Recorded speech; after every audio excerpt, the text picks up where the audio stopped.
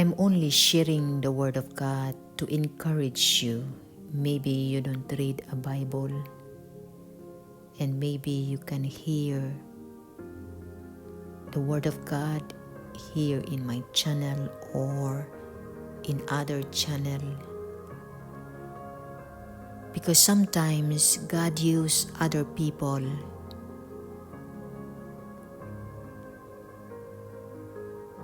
for us because He loves us. He is a father looking for His children.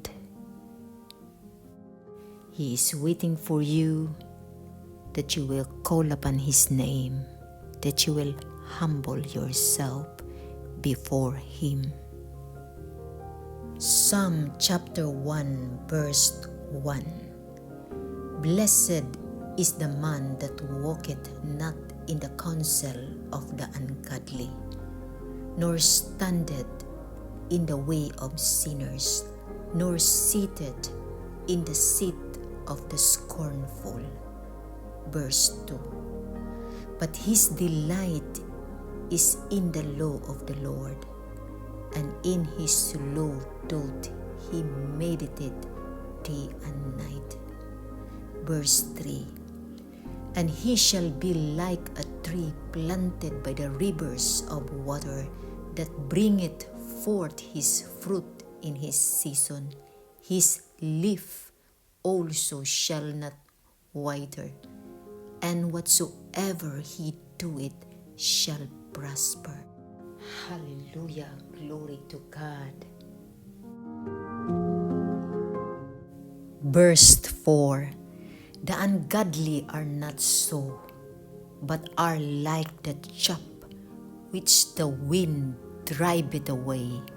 Verse 5. Therefore the ungodly shall not stand in the judgment, nor sinners in the congregation of the righteous. Verse 6.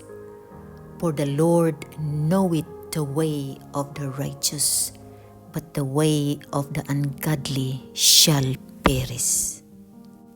We cannot bring what we have in this world, even how famous you are. It is forgotten. What matters is how you live here in this world. If your life is pleasing in the sight of God.